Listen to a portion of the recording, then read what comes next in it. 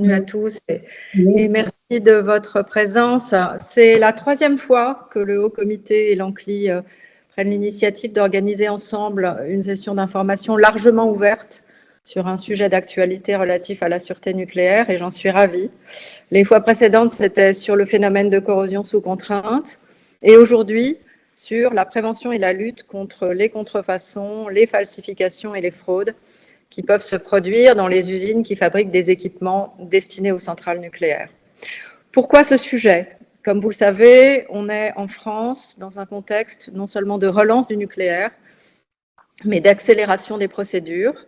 Et dans ce contexte, l'autorité de sûreté nucléaire a insisté depuis début 2024 sur le fait qu'il était d'autant plus nécessaire d'être particulièrement vigilant et de s'assurer que cette volonté d'accélération n'allait pas conduire certains fabricants d'équipements ou certains exploitants à transiger en quelque sorte avec les exigences de sûreté.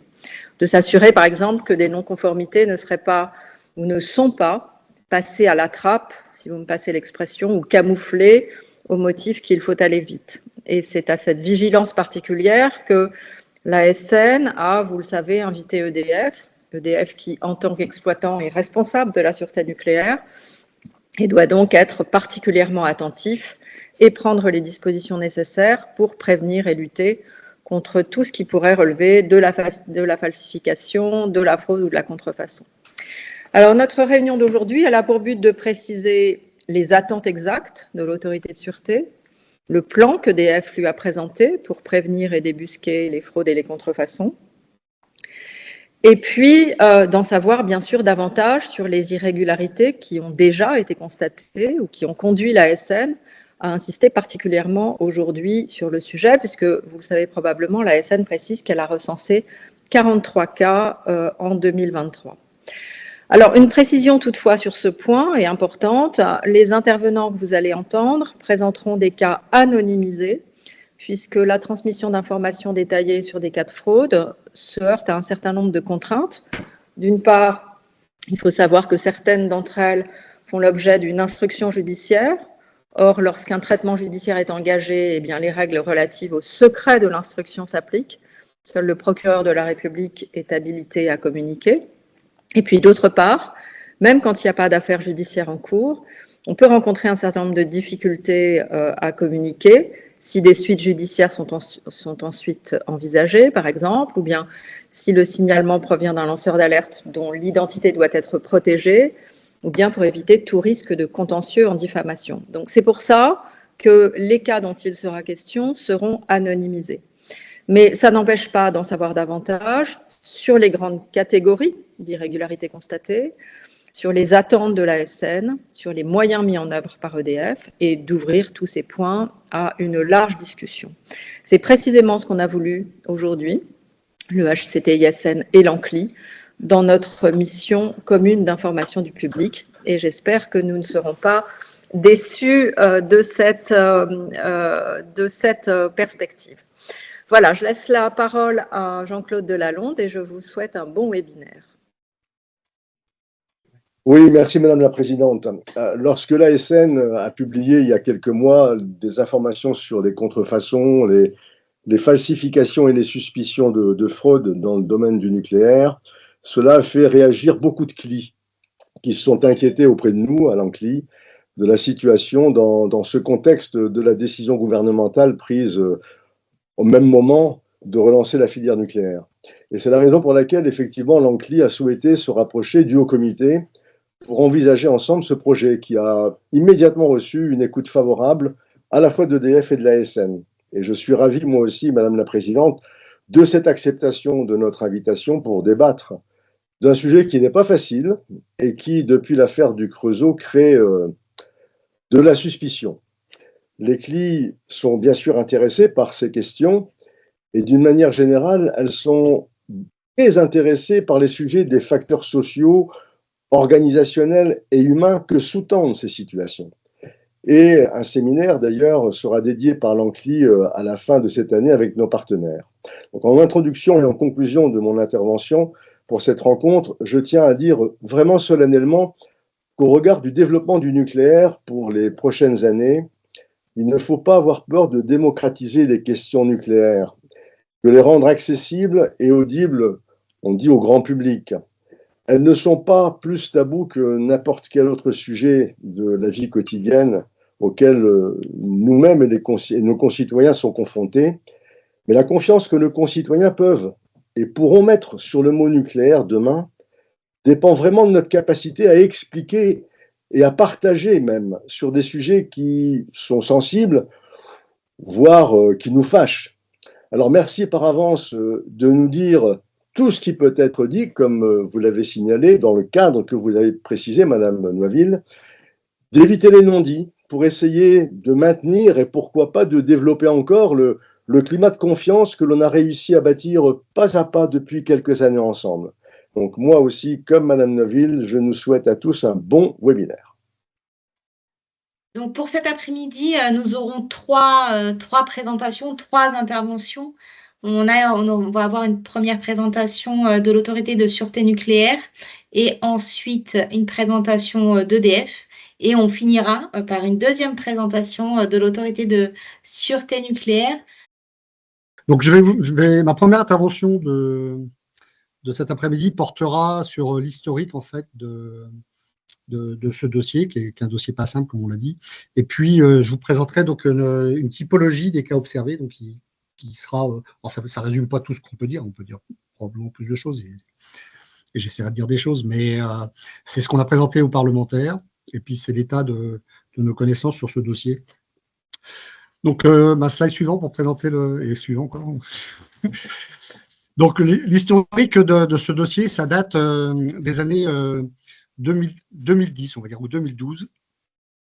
Donc, ça a commencé en fait par un volet falsification qu'on va voir un peu plus tard, mais qui là et en fait ce sujet a vraiment explosé à l'époque, hein, puisqu'on était dans un monde où on considérait alors que le nucléaire était un sujet trop sérieux pour que les gens qui fournissent des équipements trichent.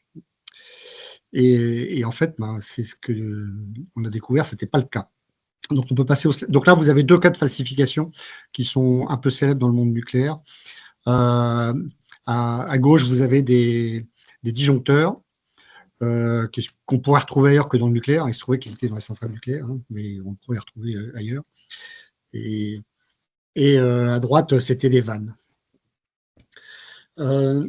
Donc le premier cas vraiment patent et qui a défrayé la chronique, hein, c'est en Corée du Sud en 2012, avec donc une découverte de certificats de qualité qui étaient falsifiés et un impact très important en Corée au début et puis ensuite dans le monde nucléaire, hein. Et donc les Coréens ont été obligés d'arrêter 4 réacteurs pour remplacer les pièces falsifiées, hein, donc les pièces sur lesquelles les certificats qualité avaient été modifiés ou fraudés. Donc il y avait quand même 8000 pièces qui avaient été considérées comme qualifiées alors qu'elles n'étaient pas en fait. Donc ça concernait tout un tas de matériel, pas seulement un seul équipement, hein. Donc comme vous le voyez sur mon transparent, il y avait des fusibles, des relais, des commutateurs, des ventilateurs, des câbles. On était sur du matériel électrique. Il n'y avait pas de vannes concernées, enfin d'organes chaudronnés ou d'organes de ce type-là. Et donc, ça a conduit à des arrêts prolongés et à une réflexion complète. Vous pouvez passer, oui, effectivement. Donc, la communauté internationale, hein, s'est emparée de ce dossier qui était nouveau. Et donc, il y a eu des grosses réflexions à la fois au niveau de l'AIEA et au niveau de l'Agence pour l'énergie nucléaire, qui ont sorti donc des documents qui font encore référence aujourd'hui, hein, sur la façon de traiter ce sujet dans le domaine nucléaire. De notre côté, on avait également, donc, ça va, donc restez comme ça. On avait fait un groupe de travail pour analyser en fait la façon dont l'événement avait été découvert en Corée, le contexte socio-économique coréen, et voir si un tel événement pouvait arriver chez nous. Donc il y avait un groupe de travail. Donc interne à l'ASN. J'ai gardé pour mon bêtisier le compte rendu parce que je sais qui est celui qui a signé à la fin et qui disait que en fait la France échappait à ce type de difficultés en raison de la nature des contrôles qui étaient exercés. Donc ça, c'était un document qui a dû sortir en 2015. Et 2016, donc patatras, découverte d'irrégularités au Creusot. Donc là, on est sur des pièces sous pression. Donc ces découvertes, vous connaissez l'histoire. Donc en fait, c'était des données de fabrication qui étaient modifiées, probablement au début dans un but, avec une volonté de bien faire de la part des gens qui modifiaient les données. En gros, c'est un sujet permanent dans le nucléaire. Quand vous avez à ouvrir un écart, ça prend du temps, ça peut être très très long. Et si la personne qui découvre l'écart considère que en fait c'est un écart mineur et il ne veut pas perdre de temps avec cette chose-là, ben, il peut être tenté de modifier la donnée pour qu'elle revienne dans les clous s'il sait que la donnée réelle n'a pas d'impact sur la sûreté. Donc c'est pourquoi pour nous aujourd'hui la rapidité de traitement des écarts est quelque chose qu'on rentre en fait dans la prévention des fraudes. Si la mécanique en fait de traitement est rapide, on évite ce genre d'errement. Et donc ça a été découvert au Creusot, ça a conduit à des actions assez fortes de la part de l'ASN sur Fessenheim, puisqu'il y a un certificat d'épreuve sur un générateur de vapeur qui a été suspendu pendant 1 an et demi. Donc du coup le générateur et la centrale ne pouvaient plus fonctionner. Et on a commencé à communiquer sur ce sujet-là à l'époque. Donc, moi, à l'époque, j'étais sur une autre fonction, j'étais haut fonctionnaire de défense et de sécurité. Je me souviens, quand j'avais vu ce dossier arriver, j'avais dit, j'aimerais pas être en charge de ce dossier. Et je suis arrivé l'année d'après et j'ai pris en charge ce dossier. Donc, ce qui était intéressant. Mais du coup, c'était, pour nous, quelque chose de nouveau et on partait d'une table blanche, en fait, pour pouvoir imaginer comment contrer ce type de choses. On peut passer au slide suivant. Donc, avant d'aller un peu plus loin, il y a des questions de vocabulaire qui sont importantes. Il faut faire le mot fraude, en fait, nous, on l'évite. Parce que les fraudes, en fait, c'est un terme qui est réservé aux juges, aux tribunaux. Voilà. On ne va pas qualifier ce qu'on observe en fraude, parce qu'en fait, pour qualifier ça en fraude, il faut avoir fait une enquête complète, etc., et bien avoir les tenants et les aboutissants de ce qui s'est passé. Donc, quand on voit des choses anormales sur le terrain, il faut trouver un terme. EDF a utilisé très, très longtemps, et on l'utilise encore, le terme irrégularité, que j'aime bien, moi, parce qu'effectivement, il montre qu'en fait, on a trouvé quelque chose qui n'est pas normal. Voilà. On ne peut pas utiliser anomalie parce que c'est autre chose qu'une anomalie. Et donc, irrégularité est le terme qu'on a utilisé très longtemps. Là, on essaye depuis l'année dernière d'introduire un nouveau terme. Bon, c'est une proposition de l'ASN, qui est le terme CFS, qui est contrefaçon, falsification et suspicion de fraude. L'avantage de ce terme-là, c'est qu'en anglais, c'est CFSI. Donc, on n'est pas loin de ce terme-là, mais c'est un terme français, donc on a le droit de l'utiliser en France. Alors, je ne sais pas si ce terme-là trouvera son bonheur, ou sinon on continuera à utiliser irrégularité, qui est aussi pratique. Et encore une fois, CFS, irrégularité, c'est le travail que font à la fois l'ASN et les exploitants. Et ensuite, la fraude, c'est une fois qu'un tribunal est passé par là. Transparent suivant. Donc, il y a une chose qui est fondamentale, qui est vraie en sûreté nucléaire et qui est aussi vraie naturellement en matière de prévention des fraudes, c'est que l'exploitant est le premier responsable. Donc, c'est quelque chose qu'on a souhaité marteler. La première action qu'on a faite suite au Creusot en termes de construction d'un plan d'action rationnel, c'était un courrier qui demandait tout un tas de choses. Et c'est un courrier qui était adressé aux exploitants et qui leur rappelait cette chose-là. Vous êtes responsable, c'est à vous de mettre en place des organisations qui, à la fois, permettent de prévenir les fraudes et qui permettent aussi de les détecter lorsque ça arrive. Et donc, notre métier à nous, autorité de sûreté, c'est de contrôler ce que fait l'exploitant, à la fois sur le terme prévention et sur le terme détection. Voilà. Transparent suivant. Donc, un peu de théorie sur les fraudes. Il y a un consensus, on utilise tous cette théorie-là aujourd'hui sur les critères qui peuvent conduire quelqu'un à frauder. Donc, c'est ce qu'on appelle le triangle de la fraude. Donc, il faut une motivation. Donc, cette motivation, elle peut être interne à l'agent et elle peut être aussi externe. Ça peut être un patron qui demande à son salarié de travailler plus vite. Et le salarié, s'il n'a pas moyen de travailler plus vite, il va tricher. Ça, c'est le premier point. Ensuite, il faut une opportunité. Donc, évidemment, si vous voulez frauder, si tout est verrouillé partout, vous ne pourrez pas frauder. Et donc, c'est un point important. Et le troisième, qui est plus compliqué, mais qui est quand même, il est plus compliqué parce qu'il est propre au cerveau de chacun. Il faut une justification. C'est-à-dire qu'il faut que, c'est pour ça que je parlais de pathologie tout à l'heure. Normalement, un être normalement constitué, il n'aura pas tendance à frauder parce que c'est mal, et on est tous élevés comme ça. Et il faut qu'en fait, que dans l'internalisation de son geste, il trouve une justification à ce qu'il est en train de faire. Alors, la justification, elle peut être très simple. Hein, c'est je vais faire plaisir à mon patron, ça va me permettre de garder mon boulot et de payer mes enfants. Voilà, ça peut être ça. Hein. Mais des fois, c'est plus compliqué. Donc, quand on agit sur la prévention des fraudes, on a deux outils plutôt, c'est la motivation et l'opportunité. La justification, elle est propre à chaque acteur, donc c'est plus difficile d'agir dessus. On peut agir sur c'est ce qu'on en reparlera tout à l'heure, hein, dans la culture de sûreté. Quand on forme les gens à la culture de sûreté, on crée des modes de pensée qui éliminent les justifications un peu fallacieuses. Transparent suivant. Donc là, je vous ai dressé un petit tableau donc historique, hein, qui est assez rapide. Je vais vous parler maintenant des cas les cas les plus courants, on va dire, hein, ou même pas les plus courants d'ailleurs, mais les cas qu'on a rencontrés, voilà. Donc on a commencé à communiquer de façon plus lourde, hein, sur ces cas d'irrégularité en 2019. On communique pas à chaque fois. D'abord parce que il y a des cas où on ne peut pas communiquer, Madame Neuville l'a bien dit. Ensuite,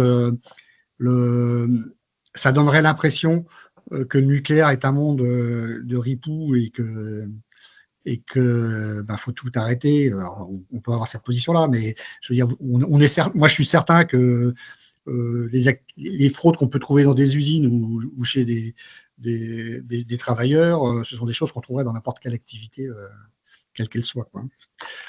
Et donc, on communique sur les cas les plus marquants, sur lesquels on peut communiquer. Donc, et on fait un point, en général, même systématique maintenant, chaque année, dans notre rapport annuel et également dans la présentation qu'on a fait au Parlement. Donc, ça a été le cas cette année.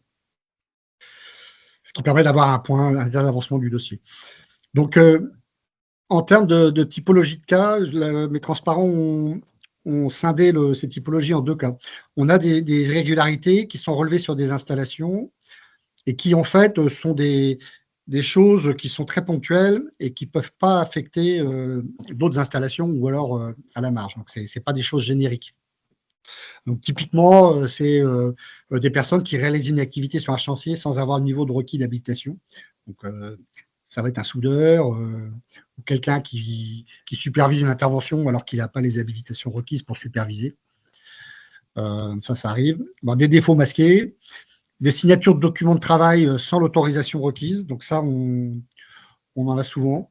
Et puis, donc la fraude, ça peut être soit de signer alors qu'on n'a pas le droit de le faire, mais ça, c'est petite fraude. Et la fraude qu'on voit plus couramment, c'est une personne qui signe.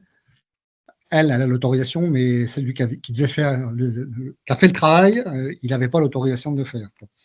Ça arrive, si vous voyez ce que je veux dire. En fait, on usurpe en fait l'identité de celui qui a fait le travail. Il y a un autre cas concret qui est celui d'une réalisation d'activité qui n'a pas été faite, mais qu'on atteste avoir faite. Hein. Donc, ça, c'est soit par fainéantise, soit par contrainte liée à la pression temporelle. Donc, on a un peu de tout dans ces cas-là. Donc, on en a beaucoup de ça. Hein. On en a beaucoup parce que maintenant on a mis en place avec les exploitants des moyens de détecter ce genre de choses. Donc ça remonte plus facilement que d'autres irrégularités. On a aussi des falsifications de certificats de qualification de soudeur. Donc ça peut concerner plusieurs installations, mais assez souvent c'est sur des opérations ponctuelles où il y a des soudeurs qui qui truandent les certificats de qualification. Alors, des fois, c'est pour la bonne cause. Hein. On a une grosse affaire là, qui concerne une société de soudage étrangère. Et en fait, ils intervenaient sur un chantier qui n'est pas un chantier EDF. Hein. Et en fait, ils avaient un organisme de qualification allemand qui mettait un temps fou à leur sortir des certificats de qualification. Et donc, ils ont trafiqué les certificats de qualification de cet organisme. Monsieur Quintin, juste excusez-moi, il y a une question qui est vraiment liée à votre présentation, à ce slide sur les défauts masqués. Il y a une dame qui demandait quelle sorte de défauts masqués. Je ne sais pas si vous pouvez préciser juste un petit peu sur ce point-là. Un défaut masqué, je vais prendre un exemple, c'est quelqu'un qui fait une bêtise et qui donne un coup sur un matériel ou qui lorsqu'il fait une opération de soudage, il commence à meuler à un endroit qui n'est pas prévu, et puis il n'y a personne à côté, personne ne l'a vu, donc pas vu, pas pris, c'est le comportement de gamin. Voilà, donc ça existe aussi dans le monde des adultes. Hein, c'est la personne qui va essayer de masquer la bêtise qu'il a faite, et s'il n'est pas surpris, on ne le verra pas. Quoi. Voilà. Et donc on peut le découvrir plusieurs années après. Quoi. Bon. Je vous rappelle, pour vous donner un exemple qui n'est pas dans le nucléaire, hein, sur la station spatiale, l'ISS, il y avait un intervenant russe qui était bourré et qui avait fait des trous à un endroit qui n'était pas prévu. Il avait masqué avec du scotch. Et donc, il y avait une entrée il y avait une sortie d'air dans l'ISS. Ils ont mis un temps fou à la trouver. Hein. C'est ce genre de choses, quoi. Des comportements, moi j'appelle ça de gamin, même si c'est sérieux. Merci. Et puis le dernier cas, c'est des falsifications de signatures. Donc ça aussi, c'est des choses courantes qu'on trouvera pas que dans le nucléaire aussi, hein, et sur lesquelles on entraîne nos inspecteurs. Et puis avec EDF, on a fait un dossier école ensemble pour travailler sur ce sujet-là. Et transparent suivant. Donc la deuxième typologie de cas, ce sont des irrégularités qui là peuvent avoir ou ont immédiatement un effet transverse parce qu'ils touchent des équipements, des fabricants d'équipements ou des organismes qui contrôlent et qui attestent de la qualité d'équipement. Donc on a les composantes électroniques avec beaucoup de contrefaçons. Ça, c'est le monde moderne. Donc c'est un vrai sujet, pas que dans le nucléaire, c'est vrai partout. On a des modifications de certificats qui attestaient de caractéristiques mécaniques et chimiques. Donc ça, c'est une fraude hyper courante. Donc sur lesquelles il y aura un travail à faire probablement au niveau mondial d'ailleurs, avec des blockchains ou des choses comme ça. Il y a des réparations qui ont été non autorisées et ou non tracées. Donc vous savez que dans le nucléaire, en fait, il faut impérativement garder l'historique en fait, de ce qui est arrivé, de ce qui a été fait sur une pièce. Donc, il arrive qu'il y ait des défauts au départ, et donc le défaut doit être tracé, et puis on garde en fait l'historique de tout ce qui s'est passé, parce que ça peut aider à comprendre par la suite ce qui s'est passé. On a aussi de l'effacement de données qui vise à masquer une erreur de fabrication. Donc ça, c'est des cas en cours. Hein. Donc, on a un gros dossier en cours avec la justice aujourd'hui où il y avait ce genre de choses. Et puis, il y a des essais qui auraient dû être réalisés et qui n'ont pas été réalisés, et puis qui sont déclarés comme étant faits. Donc là, effectivement, si ça concerne des équipements en grand nombre, on peut avoir un impact sur plusieurs installations, ou sur ça dépend en fait de ce qui se passe. Dans ces cas-là, ça peut toucher le monde entier, hein, parce qu'on a des fabricants dans le monde entier, ou des gens qui fournissent des composants électroniques ou des pièces métalliques, hein, dans le monde entier.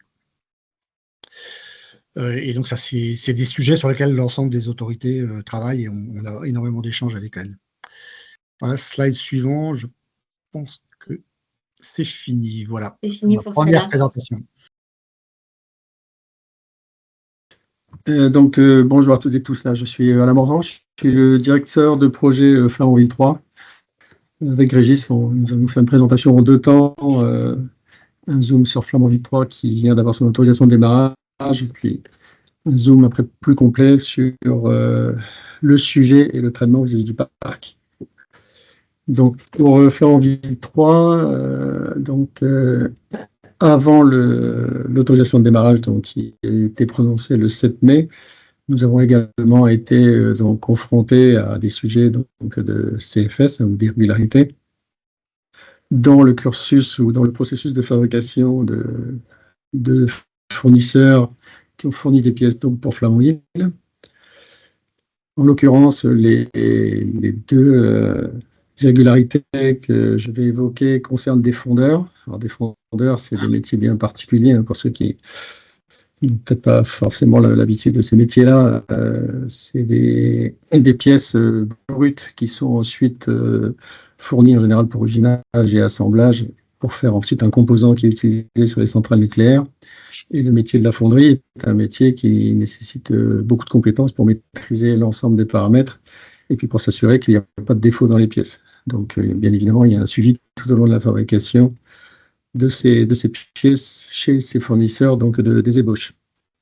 Donc, la première CFS qui concerne Flamanville a été détectée au premier semestre 2023, donc chez un fondeur, je ne donnerai pas le nom de ce fondeur, qui a nécessité un temps d'investigation assez long, et ça a été évoqué tout à l'heure par M. Quintin, pour le fait que ce fondeur était sous le traitement d'une enquête avec des impacts judiciaires, ce qui fait que réussir à recréer l'historique et accéder aux différents documents qui étaient mis sous scellé, ça a pris un temps certain parce que ce CFSI a été détecté au premier semestre 2023 et l'accès aux documents a été possible tout début 2024. Bon, néanmoins, tout au long de la caractérisation de ce CFS, nous avons travaillé à la fois sur les documents qui étaient disponibles côté EDF, mais nous avons fait des contrôles poussés sur l'installation. Le deuxième CFS, lui, a été détecté en février 2024 et a également été traité dans les mois qui ont suivi, de manière à ce que ces deux CFS, qui étaient des conditions nécessaires pour pouvoir aller à l'autorisation de démarrage, soient traités, avec une démonstration de qualité de ces équipements qui soit satisfaisante. Bien évidemment, toute cette démarche a été contrôlée par l'ASN. Donc la démarche, elle repose finalement sur deux piliers. Le premier, pour les équipements de la chaudière, on analyse l'ensemble des documents qui sont à disposition, également chez les fournisseurs, lorsqu'on peut accéder chez le fournisseur. Donc, c'est-à-dire qu'on va creuser sur des documents complémentaires du suivi de la fabrication, qui ne sont pas forcément des documents qui sont transmis initialement à EDF, mais on va récupérer tous les documents possibles. Également un certain nombre d'interviews des personnes qui ont procédé à la fabrication de ces équipements. Donc ça, c'est plutôt l'aspect reconstitution des faits. Et tout ça complété par des contrôles poussés sur l'installation, donc sur les équipements montés sur l'installation. On fait des contrôles non destructifs, bien évidemment. Et ça nous permet donc de construire un dossier qui nous permet d'apporter les éléments pour être confiant par rapport aux exigences essentielles de sûreté qui sont fixées par la réglementation, et en l'occurrence pour la chaudière dans les équipements appareils sous pression nucléaire. Pour les autres équipements qui ne sont pas directement liés à la chaudière, là également, on fournit un dossier complet de maîtrise de la sûreté qui doit être établi et fourni à l'ASN pour instruction. Donc ces documents, alors c'est plusieurs notes d'études et des rapports de contrôle sont fournis à l'ASN de manière à ce que toutes nos justifications puissent être analysées et validées et rentrent directement dans l'attestation de conformité des ensembles concernés, et puis au final à l'attestation de conformité de la chaudière. Donc bien évidemment, avant d'avoir l'autorisation de démarrer le réacteur de Flamanville le 7 mai, l'ensemble de ces documents ont été analysés, encore une fois, que ce soit sur les sous-ensembles où ces équipements ont été installés, mais également sur le bilan complet de la chaudière. Alors pour illustrer, ce dossier a été présenté en CLIT Flamanville le 12 avril 2024, donc c'est une présentation conjointe que j'ai faite avec l'ASN de Caen. Et l'après-midi de la CLI de Flamanville, 5 représentants de la CLI sont venus sur le site de Flamanville pour voir les contrôles complémentaires qui ont été réalisés, parce que c'est, pour des non-initiés, ça peut sembler un petit peu barbare ce qui a été réalisé. Donc on a présenté l'ensemble des contrôles non destructifs qui ont été faits aux membres de la CLI pour comprendre le sérieux qui est mis face à ces opérations, pour finalement vérifier que la qualité des équipements montés sur l'installation, malgré les CFS, donc, sont satisfaisants par rapport à l'objectif du démarrage. Le dernier point sur lequel je voulais également apporter une précision, et ça fera le lien avec la présentation de Régis. Depuis l'autorisation de chargement, Flamanville 3 devient la 57e tranche du parc nucléaire français. Donc ça veut dire que pour les questions complémentaires ou les actions complémentaires liées au CFS, ça rentre dans un process qui va être présenté par Régis. Flamanville donc rentre dans ce process. Et puis le dernier point, parce que j'ai souvent la question finalement, en termes de fonctionnement, au mois de novembre et décembre 2023, le réacteur de Flamanville 3, donc le PR, a réalisé ce qu'on appelle ses essais d'ensemble. Bien évidemment, tous ces matériels ont été testés lors de ces essais d'ensemble et les conclusions des tests étaient satisfaisantes. On peut avoir un CFS avec les causes présentées par M. Quintin, elles sont multiples, et les types d'irrégularités peuvent être multiples. Ça ne veut pas dire que le matériel ne fonctionne pas. Donc on a bien finalement la vérification du bon fonctionnement de l'installation qui a été réalisée, et puis des études complémentaires donc, qui permettent d'être confiants en termes de sûreté, et ce qui a permis donc d'avoir l'autorisation de démarrage, encore une fois, le 7 mai 2024. Régis, je te laisse compléter pour la vision parc. Donc en fait, pour mon point, j'ai 3 slides qui vont donner quelques éclairages. Je pense à une partie d'ailleurs des thématiques abordées, la fabrication, l'exploitation et puis finalement l'après. Donc sur la gestion des irrégularités pour le parc en exploitation, dont Flamanville 3, comme Alain l'a précisé, en fait, ce dont on parle, c'est essentiellement la fourniture des équipements, des pièces et de ce qui constitue finalement tous les ensembles qu'on a, que ce soit parce que c'est de la fourniture d'origine, donc là on remonte bien à la construction des centrales, ou bien des modifications de l'installation, on a installé des nouveaux équipements, ou bien on est sur de la maintenance qui fait appel à des pièces de rechange.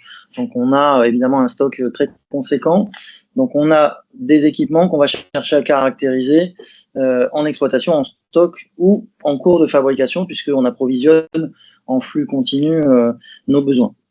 Donc le premier point pour nous, c'est de savoir quand on a par exemple détecté des difficultés avec 2 fondeurs, qui a utilisé, puisque nous on ne s'approvisionne pas directement chez les fondeurs, nous on achète des sous-ensembles manufacturés, construits, donc on achète auprès d'entreprises qui nous fournissent en robinetterie ou sous-ensemble complet, donc on cherche à connaître, et on a pour ça des moyens de le faire, qui a fait appel à ces fondeurs. Donc la caractérisation, c'est vraiment le premier point. Savoir où c'est, en fait, savoir de quoi on parle et savoir où c'est, sachant que ce sont en général des fournisseurs de rang 2 qui sont concernés par ces difficultés. Les 2 fondeurs dont on parle sont de rang 2. Une fois qu'on a caractérisé les choses, donc ça c'est toujours en cours, j'y reviendrai un tout petit peu plus tard peut-être avec les questions, mais sur les 2 fondeurs dont on parle, c'est toujours en cours. Pour vous dire de quelques repères, les entreprises qui nous ont fourni des équipements susceptibles d'avoir été approvisionnés par ces 2 fondeurs qui ont posé difficulté, c'est à peu près une 50aine de fournisseurs chez nous. Et le panel complet a été interrogé, c'est-à-dire 280 fournisseurs. Donc on a posé la question à tout le monde, mais ceux qui étaient principalement concernés, possiblement, c'était une 50aine de fournisseurs. Tous n'ont pas fait appel évidemment à ces 2 fondeurs, mais c'est pour donner quelques repères un petit peu de quoi on parle. À partir du moment, donc ça va répondre à comment on fait pour prioriser. Donc au début, on est dans une approche systématique. On cherche à identifier tout ce qui est potentiellement concerné. Là, on est bien dans une potentialité. Dès lors qu'un fournisseur, fondeur en l'occurrence là, a eu des cas avérés d'irrégularité, on considère finalement que tout ce qu'il a pu produire peut être potentiellement affecté. Donc ça, c'est la notion d'exhaustivité a priori potentielle. Et là, on va prioriser l'analyse. Alors comment on fait? Tous les équipements n'ont pas la même fonctionnalité, n'ont pas les mêmes requis, n'interviennent pas. Je peux vous donner un exemple. À date, sur l'un des deux fondeurs, on a de l'ordre de 800 équipements repères fonctionnels. On appelle ça des repères fonctionnels. 800 équipements concernés. On n'en a qu'à peine la moitié, à peu près un peu plus, qui ont un requis. Un requis, ça ne veut pas forcément dire un requis de sûreté. Ça peut être un requis d'une exigence réglementaire d'une autre nature que la sûreté nucléaire. Donc, toutes les fournitures ne sont pas à la même enseigne, et on va se concentrer sur celles qui ont le plus haut niveau de requis. Donc, dès lors qu'on est dans une approche exhaustive, je sélectionne ceux qui ont le plus haut niveau de requis et qui interviennent dans ce qu'on appelle la conduite du chemin sûr des réacteurs et des procédures, quand notamment on doit replier pour des questions de conduite incidentelle ou accidentelle dans un état sûr le réacteur. Donc on sélectionne comme ça un premier niveau d'équipement prioritaire, sensible, au plus haut niveau de requis. Ensuite, on va traiter sur ces équipements une analyse qui va conduire à catégoriser finalement la robustesse de ce composant ou de ces équipements. Qu'est-ce qui peut nous faire lever le doute sur son état? Et derrière cette catégorisation, donc, qui peut passer par des gestes physiques, et derrière cette catégorisation de l'acceptation, ou pas, on peut être amené à réaliser en complément des contrôles, voire des remplacements ou des substitutions. Tout ça, on devra l'encadrer. Donc, pour l'encadrer réglementairement, on utilise un guide, qui est un guide ASN, qu'on appelle le guide numéro 21, et qui permet finalement de donner, en fonction de l'enjeu de sûreté et des risques associés à la sûreté des réacteurs, qui donne des délais d'action qui sont extrêmement précis. Donc c'est une convention tout à fait habituelle. On travaille avec ce guide 21 de longue date, depuis qu'il existe, et c'est une gestion de conformité qui est faite avec ce guide. Pour analyser notre affaire technique là sur les composants, on utilise en fait les différents modes de défaillance selon la nature des fraudes potentielles qui pourraient avoir eu lieu. Si vous avez fait une fraude, par exemple, à la composition de l'acier, parce qu'il y a un composant chimique qui intervient dedans qui n'est pas tout à fait à la bonne concentration, au bon pourcentage, le pourcentage de chrome n'est pas le bon, en fonction de cette typologie, écart à la composition de l'acier, on va définir un mode de défaillance potentiel, et c'est lui qui permet ensuite de vérifier ou pas si le chemin sûr de la conduite des réacteurs est garanti. On communique, donc cette démarche elle a été structurée avec une équipe dédiée, donc c'est une équipe projet à 100% dédiée sur cette affaire, et on a une communication cadencée avec l'autorité qui a grosso modo 2 grands pas de communication, enfin 3. Tous les 6 mois, un courrier d'engagement d'EDF sur sa stratégie de traitement global. Le prochain sera mis à jour en juin. Tous les mois, on fait une édition de l'encours de l'analyse des détections, on va dire, de matériel potentiellement concerné. Première étape, détecter exhaustivement. On fournit un état à jour tous les mois de la liste des composants au fur et à mesure de l'avancée de notre analyse. Et tous les 2 mois, on fournit une avancée de l'analyse fonctionnelle, un impact potentiel si fraude avérée. Je vais vous proposer de passer au suivant. En exploitation, alors là, on est sur la deuxième typologie. Là, on ne parle pas des équipements qui ont été fabriqués, on parle des opérations qu'on réalise. Donc là, on est bien sur le comportement de l'ensemble des salariés qui interviennent sur les installations sous la responsabilité d'EDF, que ces salariés soient EDF, ceux des centrales nucléaires, EDF, ceux de centres d'ingénierie ou de centres de maintenance qui interviennent sur les centrales nucléaires, ou bien non EDF, c'est-à-dire des prestataires qui interviennent dans leur domaine respectif. Alors, peut-être pour vous donner un petit peu des chiffres, quand on parle de surveillance, M. Quintin l'a réévoqué tout à l'heure, tout acte de surveillance qu'on exerce est tracé dans un outil de collecte. Il faut avoir en tête qu'on a entre 1 million et 1 200 000 actes de surveillance et de constat par an. La surveillance n'est pas exhaustive. Ce qui est exhaustif, c'est le contrôle technique associé à la réalisation d'une activité. Donc, ce contrôle technique est une obligation réglementaire. La surveillance, elle est proportionnée aux enjeux. Donc, sur l'ensemble de nos réacteurs, actuellement, on est à peu près entre 1 million et 1 200 000 actes de surveillance. Sur ces actes-là, vous allez avoir un ensemble qui est soit de la conformité réglementaire au sens assurance qualité, soit des gestes techniques. La grande évolution de la dizaine d'années d'où on vient là, et surtout des 5 dernières années, c'est une augmentation très forte, significative, de la proportion des gestes techniques de surveillance. On parlait tout à l'heure, il y a un intervenant qui posait la question d'un serrage au couple avec une clé dynamométrique. Quand on fait un acte de surveillance technique, ça veut dire que le salarié EDF en charge de la surveillance va réaliser lui-même un contrôle avec une clé dynamométrique différente. Par sondage, il ne va peut-être pas faire tous les assemblages boulonnés d'une bride, par exemple, mais il va en prendre 3 et il va faire un contrôle de serrage au couple. Donc ça veut dire que ces actes-là, ils ont augmenté. Alors pourquoi ils ont augmenté? Aujourd'hui, ils représentent, parce qu'on avait voulu investir ce domaine-là avant la crise des CFSI, je vais le dire comme ça, et on l'accélère depuis plusieurs années. C'est 40% aujourd'hui des actes de surveillance qu'on fait. Pourquoi on n'en fait pas plus? Parce qu'on a aussi une obligation dans notre surveillance réglementaire d'assurer sur l'assurance qualité et sur des obligations de processus des actes de surveillance. Donc, il ne faut pas oublier qu'on n'est pas libre de faire ce qu'on veut en matière de surveillance. On adapte, on proportionne aux enjeux, mais on doit aussi démontrer un certain nombre d'opérations élémentaires du point de vue des processus de travail. Donc ça fait partie importante. Hein. Ça pèse à peu près 60% de notre surveillance. Une fois que j'ai dit ça, vous allez peut-être me dire, mais finalement, vous caractérisez combien de CFSI par an sur le parc en exploitation? Tout confondu. On compte ça depuis 2019 de manière extrêmement précise.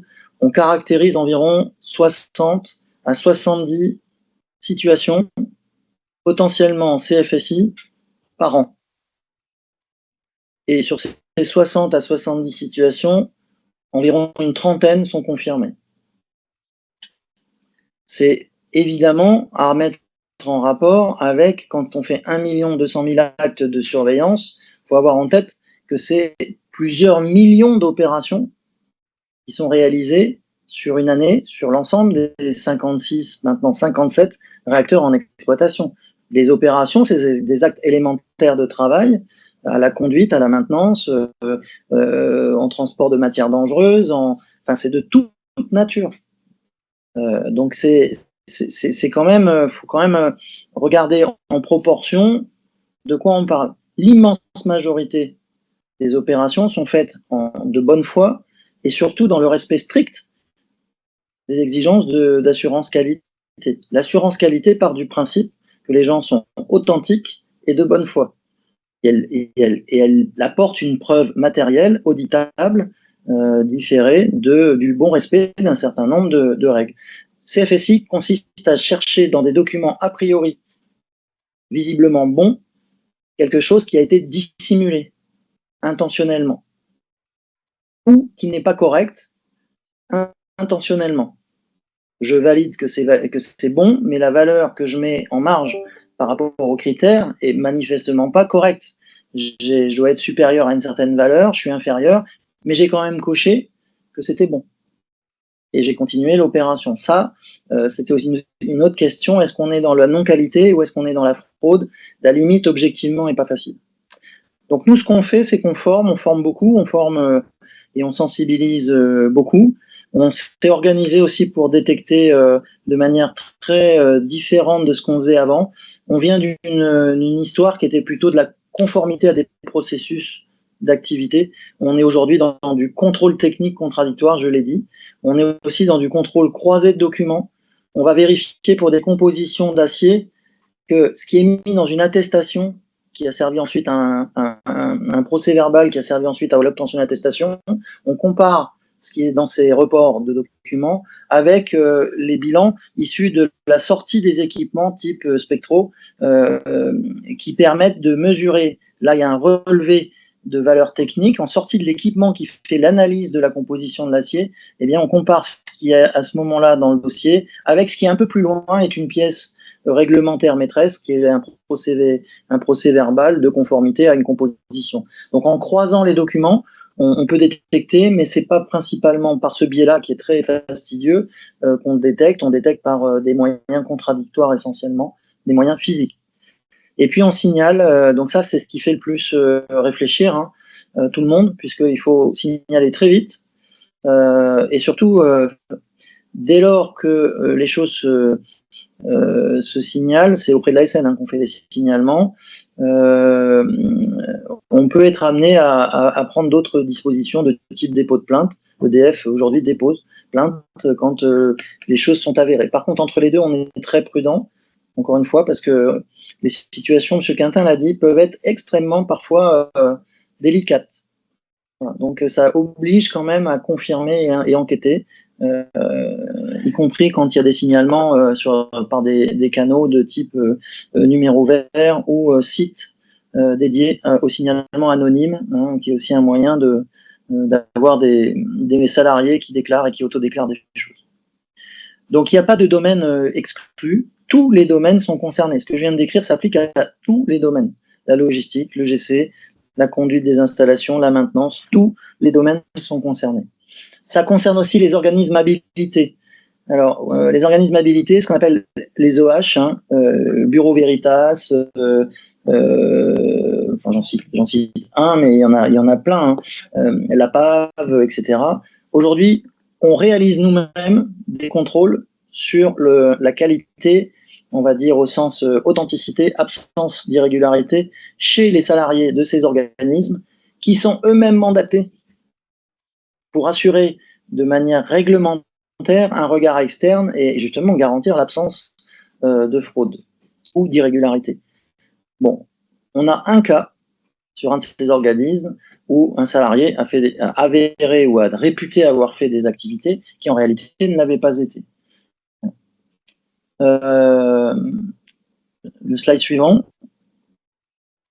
Suite aux affaires récentes et notamment développées sur Flamanville, mais pas que, puisque vous voyez qu'on a aussi des fournitures potentiellement concernées sur le parc en exploitation.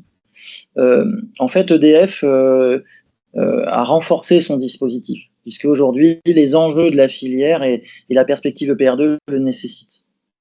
Donc en clair, il y a trois engagements majeurs qui ont été pris par EDF en complément de ce qui existe déjà. Je pourrais revenir dessus s'il y a des questions, parce qu'il y avait des questions un peu d'historique. Donc, le premier, c'est sur la filière. Donc le premier sur la filière concerne évidemment à agir. On passe par le canal du GIFEN, on passe par un canal aussi d'accompagnement. EDF est engagé auprès des fournisseurs majeurs. On en a une quarantaine pour lesquels on fournit un appui et un accompagnement à leur développement en tant que fournisseur qui permet de rendre robustes ces approches-là. Donc là, EDF ne monnaie rien là-dessus. C'est une démarche sur laquelle on est engagé au profit de la filière. On s'engage aussi sur les exigences. Donc là, c'est renforcement des obligations des fournisseurs de rang 1 en particulier, ceux à qui nous, on passe des contrats en leur demandant d'assurer avec encore une plus grande efficacité des dispositifs contradictoires quand ils réceptionnent à l'entrée de leurs usines de fabrication des équipements qui viennent de leurs propres fournisseurs.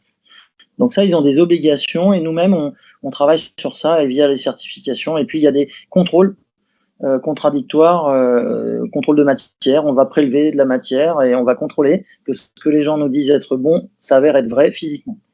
La surveillance, ça c'est au sein d'EDF une direction, la DQI, direction d'activité industrielle, qui est en charge d'avoir finalement les inspecteurs dans les usines. Il y en a à peu près 300 qui travaillent dans les usines des fournisseurs, qui sont donc des personnels EDF, qui sont dans les process de fabrication et qui réalisent des actes.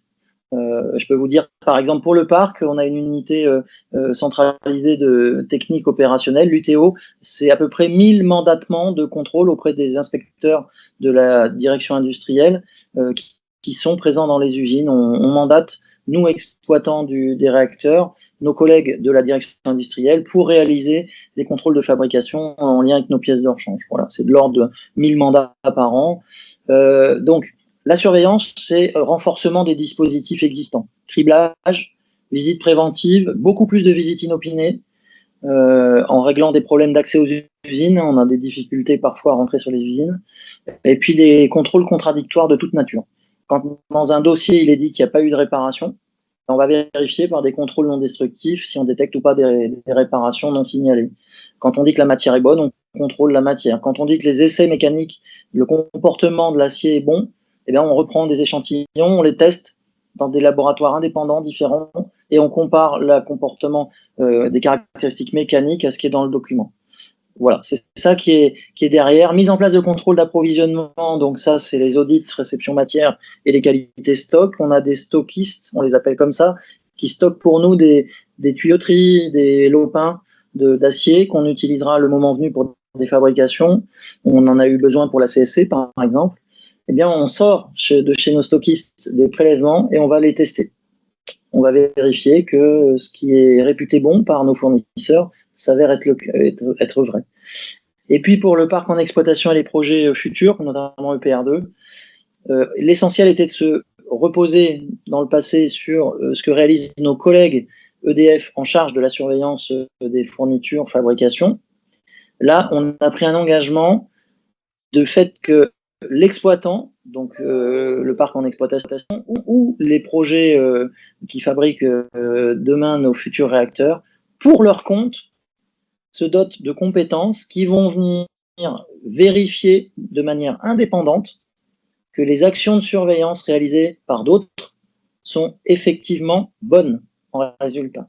Ça veut dire se doter nous-mêmes de la capacité à réaliser des contrôles physiques contradictoires et tout ça évidemment de manière programmée mais aussi inopinée. Donc ça nécessite de mettre en place cette organisation. Tout ça est couvert par un projet dédié qui a été décidé par le COMEX et qui est piloté au sein de la direction qualité industrielle. Je suis désolé, j'étais un petit peu long, mais c'était pour essayer de brosser le complément de la partie Flamanville 3 qui est vraiment là pour le coup ce qu'on a un peu brossé comme évolution dans notre organisation côté EDF.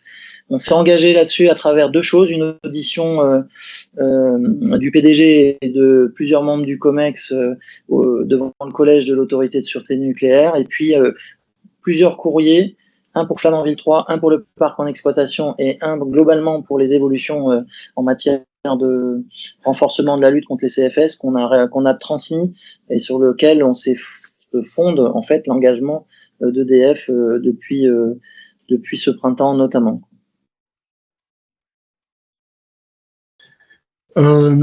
Bien, ben merci, je vais essayer d'aller vite. Donc, je vais prendre j'ai vu le bouton contrôle, donc c'est bien, je vais pouvoir y aller. Ah, super. Voilà, ça marche.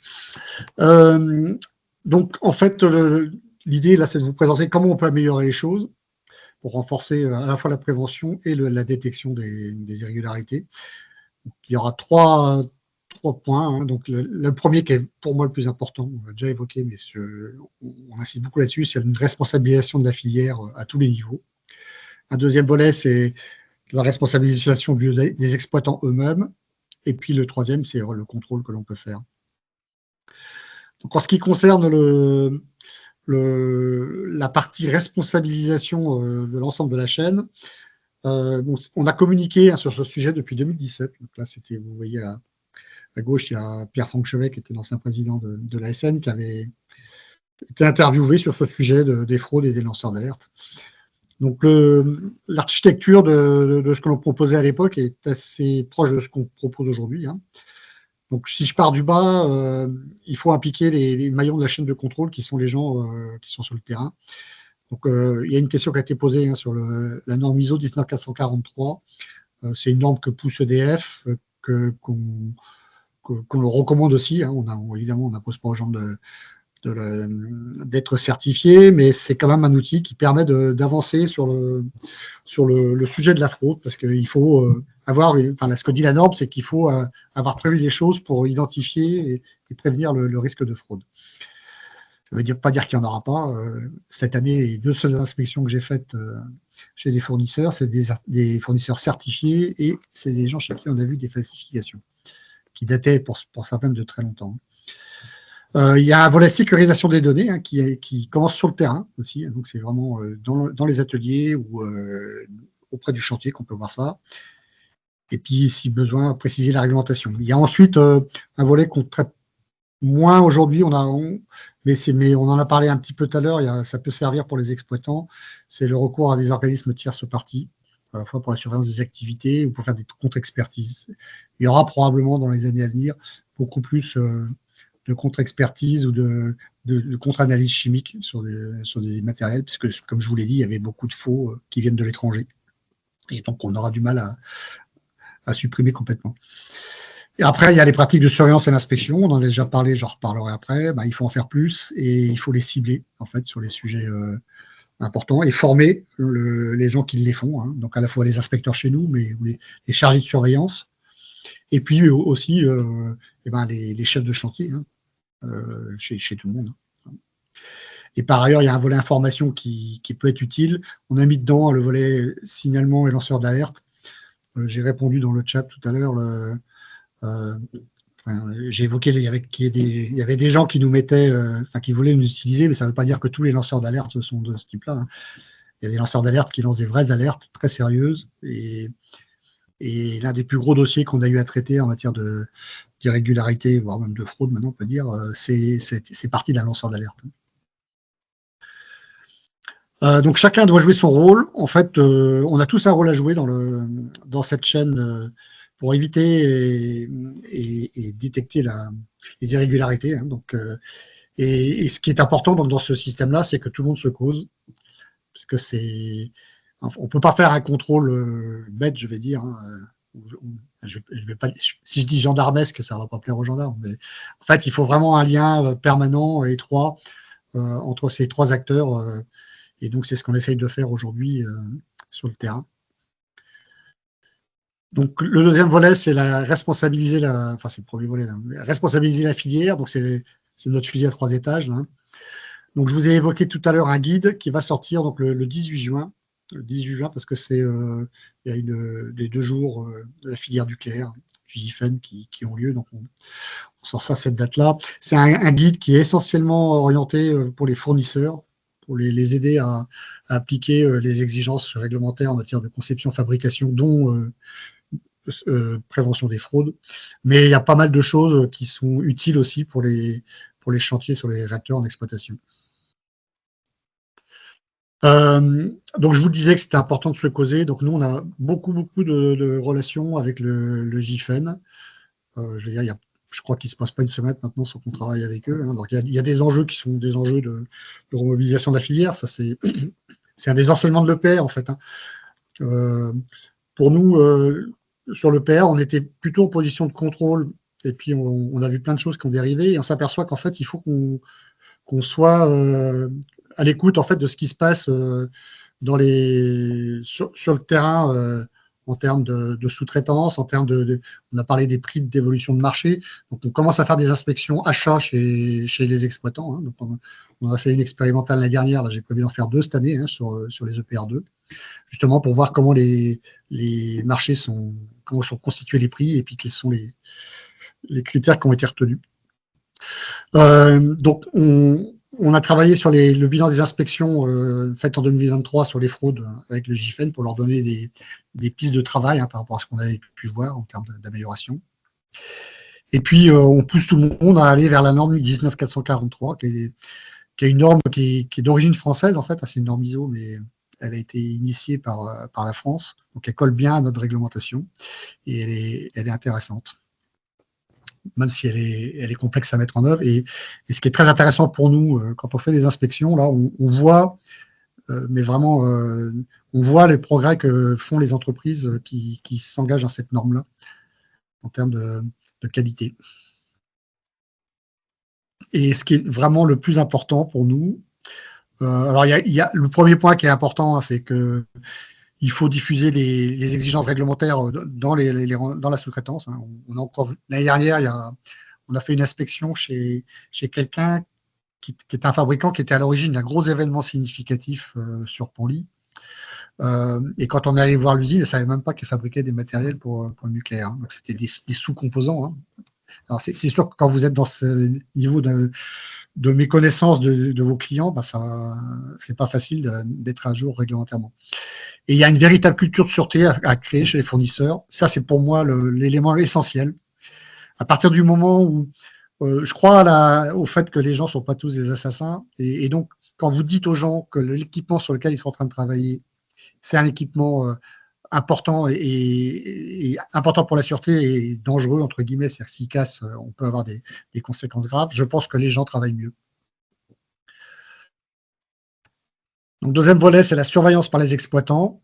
Donc, la réglementation impose que l'exploitant fasse une surveillance quand il réalise des activités sous-traitées, enfin, quand il sous-traite ses activités.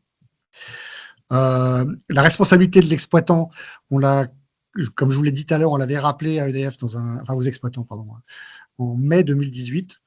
Donc, il y avait deux demandes essentielles. Enfin, le courrier est assez long, il est disponible en ligne.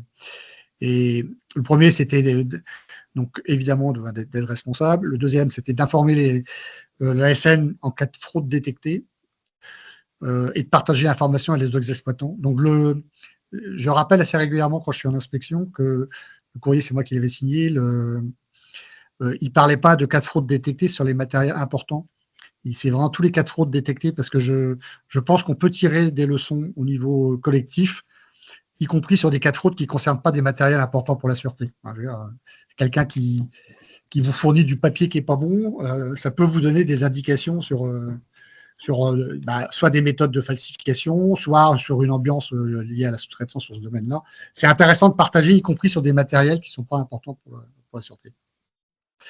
Et puis, donc, une demande sur laquelle on est moyennement satisfait encore aujourd'hui, c'est l'information large du personnel et les sous-traitants sur ces exigences, et en particulier sur l'existence de notre portail lanceur d'alerte. Aujourd'hui, on s'amuse beaucoup parce que quand on va chez les fournisseurs, on ne va pas chez les fournisseurs de façon inopinée à l'heure actuelle, et donc quand on arrive dans l'entreprise, on voit il y a des affichages partout rappelant l'existence de notre page lanceur d'alerte, mais les papiers ne sont pas jaunis, ils ont été posés la veille en général. Donc il y a encore des progrès à faire là-dessus pour que l'ensemble de la filière connaisse l'existence de notre portail lanceur d'alerte. J'y reviendrai.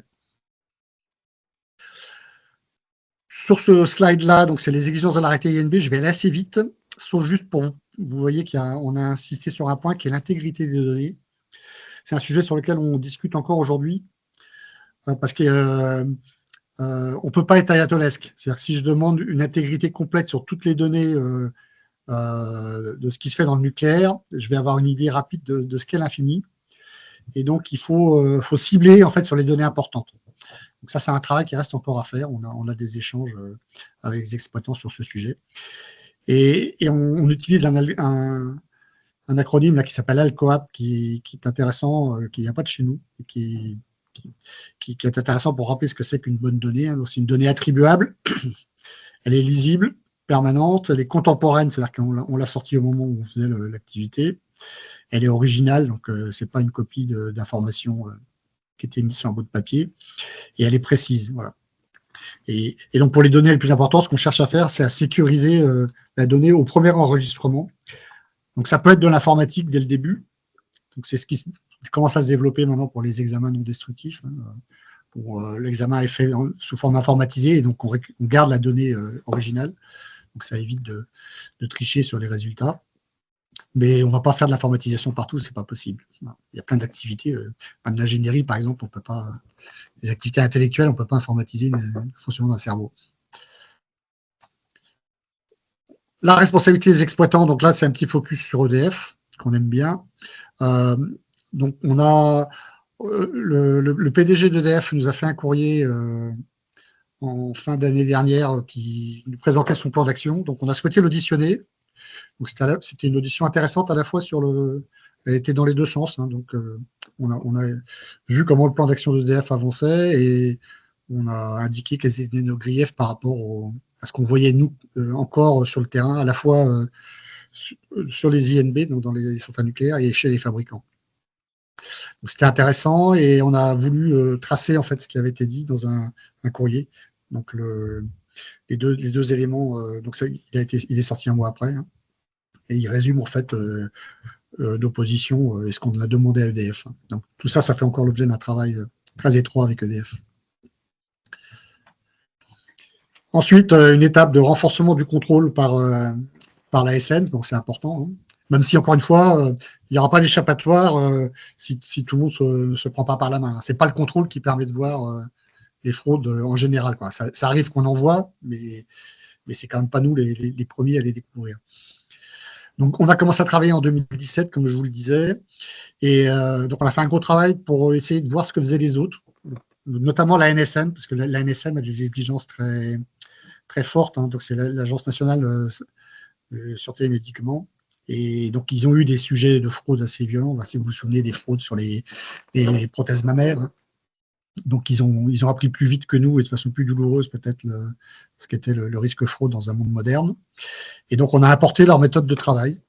Donc, j'évoquais ça tout à l'heure. Ils ont un dossier pédagogique, en fait, qui est un dossier qui résume pour les inspecteurs tous les types de falsifications qu'on peut avoir dans un document. Donc, on l'a adapté au monde nucléaire et on a fait un dossier pédagogique avec EDF.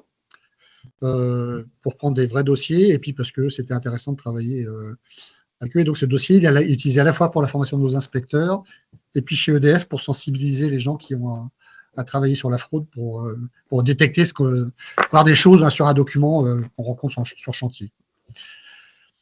Donc on a mis en place une organisation pour le suivi des cas de fraude. Hein. Tous les cas de fraude détectés qui nous sont remontés par les exploitants sont analysés, collectés et on en fait une analyse deuxième niveau ensuite pour voir des tendances ou identifier des pratiques de prévention ou de détection. On a créé des outils, ça va. On a des campagnes d'inspection sur le sujet. Et puis, on a sensibilisé et on continue à sensibiliser fournisseurs, exploitants sur ce risque-là. Donc, en 2023, on a fait une 50aine d'inspections qui comportaient un thème fraude. Donc, c'est à la fois, ça peut être des cas... Des inspections qui sont sur des sujets issus de constats d'irrégularité. Hein. Ça peut être des inspections suite à signalement, hein, aussi. Et puis, on a aussi des inspections qui sont à la fois des inspections et des campagnes de sensibilisation. Alors, c'est surtout vrai quand on va chez les fournisseurs. Chez les fournisseurs, aujourd'hui, on a une approche que je vais appeler bénévolente. Donc, on fait une inspection, mais on est surtout là pour porter la bonne parole et indiquer aux entreprises quels sont les axes d'amélioration qu'ils peuvent avoir en matière de prévention du risque de fraude. Donc, on insiste beaucoup aujourd'hui sur la culture sûreté que j'évoquais tout à l'heure parce que la norme 19443 impose des choses, mais ce qu'on voit sur le terrain n'est pas bon encore aujourd'hui. C'est-à-dire que les présentations, les sensibilisations qui sont faites à la culture sûreté ne sont pas assez proches du geste que les gens ont à faire en usine. Donc, c'est trop théorique. Et donc, quand c'est trop théorique, ça ne touche pas les gens. Donc, il faut vraiment adapter ça à ce que les gens ont à faire au quotidien. Et donc, on continue à travailler sur ces sujets-là. Il y a une campagne qui continue en 2024-2025 sur les sujets de prévention et de détection des fraudes. Un petit point sur la coercition. Donc, de manière générale, les cas de fraude sont assez rarement des cas sur lesquels on peut mettre PV directement. Parce qu'en fait, on va tomber sur ce qu'on appelle faux usage de faux. Hein, et nous, c'est pas notre métier, ça. Donc, il y a des cas où on peut sanctionner directement, mais c'est pas la majorité. Et donc, en général, on fait ce qu'on appelle un article 40. Donc, c'est l'article 40 du Code de procédure pénale qui dit que quand un fonctionnaire a connaissance d'un délit, il doit en informer le procureur. Donc là, comme faux usage de faux potentiel, c'est un délit, donc on en informe le procureur. Et c'est lui qui décide ensuite de ce qu'il fait. Donc, on travaille avec lui. Donc, en 2023, on a eu 3 cas qui ont fait l'objet de signalements comme ça. Tous ces cas sont actuellement suivis par les procureurs, hein, donc ils ne sont pas soldés. Il n'y en a aucun qui s'est conclu par une fin d'instruction. Hein. Donc, c'est intéressant pour nous. Par contre, c'est très, très lourd. Ouais. Et en général, pour les cas individuels, donc, les mesures de coercition qu'il y a à prendre quand c'est le cas sont prises directement par les exploitants. Donc, quand c'est l'entreprise qui a fauté, on a parlé tout à l'heure de la note D, hein, ou voire chez les autres exploitants, on a aussi des gens qui sont blacklistés immédiatement. Hein. Et puis quand c'est un salarié, ce qu'on essaye de faire aussi, c'est de vérifier qu'on n'est pas en train de tirer sur le lampiste. Hein. C'est très facile hein, d'aller trop vite et puis de dire que c'est une seule personne qui est responsable. Donc on regarde ça de très près. Enfin, je finirai par un volet sur les recueils de signalements. Hein. Donc, on a un portail lanceur d'alerte. Donc, la loi a changé il y a quelques temps et elle nous a donné une responsabilité plus importante qu'avant. Donc, on avait déjà un portail lanceur d'alerte qu'on avait monté de façon volontaire. Mais maintenant, on est désigné formellement dans la loi comme autorité externe habilitée au recueil des signalements dans le domaine nucléaire et radioprotection. Donc, ça nous oblige à être extrêmement rigoureux, on l'était déjà avant, hein, mais ça nous oblige encore plus. Et donc, on a une page dédiée sur notre site web et on a un processus de signalement. Quand on a monté, j'ai copié ce que faisaient les Américains, enfin nos amis de la NRC, parce qu'ils avaient énormément d'avance sur nous et ils ont un système extrêmement robuste d'analyse et de remontée des signalements. Donc, en fait, ce qu'on fait, c'est que on anonymise immédiatement les coordonnées de l'auteur. Donc, il n'y a qu'une seule personne chez nous qui est capable de faire le lien entre l'auteur du signalement et le dossier. Après, c'est un numéro. Voilà. Et ça, c'est la première chose. Ensuite, on se réunit avec un certain nombre de personnes pour décider des actions. Donc, on le fait tout le temps, même quand c'est un signalement qui est un peu uluberlu, hein, quelqu'un qui a vu un homme vert dans son jardin. Ça nous est arrivé. Il y en a très peu comme ça. Mais systématiquement, on voit quelles actions on peut faire. Hein. Donc, on peut faire des signalements anonymes. C'est permis. On les aime pas trop parce que justement, quand on a besoin d'informations complémentaires, si c'est anonyme, on peut pas poser de questions aux lanceurs d'alerte. Donc, on incite toujours quand même les lanceurs d'alerte à laisser des vraies coordonnées, sachant que, comme je vous le disais, c'est anonymisé immédiatement. Dans la maison, il n'y a que Julien Huss qui écoute là. C'est la seule personne qui est capable de faire le lien entre un numéro et le nom d'une personne. Et on informe l'auteur des suites, ça c'est obligatoire, c'est dans la loi. Et puis c'est intéressant de voir aussi qu'on fait des choses. Et enfin, dernier volet qui est très important, hein, c'est la coopération internationale. Donc, on a beaucoup de relations avec les autorités françaises pour partager sur les pratiques. Bon, la NSM, on continue, la direction de la concurrence et la répression des fraudes. Beaucoup de travaux internationaux sur les fraudes aujourd'hui. Hein, donc, il y a des travaux à l'AEN. On a une présidence ASN aujourd'hui sur le WGSUP, qui est donc le groupe de travail sur la supply chain à l'AEN. Donc, c'est nous qui présidons. On fait des présentations. Il y a des mises en place de fiches d'information CFSI qui sont faites comme ça. Ça permet d'échanger rapidement avec nos collègues. Et puis, de temps en temps, quand on en a besoin, on travaille avec les collègues de l'AIEA via l'IRS. Voilà. Et puis, on a un système d'inspection aujourd'hui qui s'est mis en place, multinational. Donc, ça permet, et ça se fait dans les usines. Donc, c'est soit à titre préventif. Donc, on a des fournisseurs communs hein, entre les différents pays. Donc là, on peut inviter, typiquement avec nos collègues de l'ONR, il y a pas mal de matériel sur la centrale EPR HPC qui est fabriquée en France. Et donc, on invite nos collègues de l'ONR à venir avec nous. Et puis, ça se fait aussi sur des inspections multinationales quand on sait qu'il y a eu une irrégularité. Si on sait que ça concerne un autre pays, on l'invite à venir avec nous. Ça lui permet de traiter le dossier dans son pays aussi. Voilà pour ma présentation. Juste rebondir sur une remarque de Madame Noiville là, qui évoquait en fait le fait qu'en augmentant le niveau les exigences de sûreté, on pouvait parfois inciter à la fraude parce que les gens se disent mais de toute façon comme l'écart est très faible et puis l'exigence est très forte. Je voulais vous signaler qu'on a un travail en cours depuis depuis maintenant 1 an avec un post-doctorant sur la culture de sûreté de l'autorité de sûreté. Donc c'est un sujet dont on pourra parler.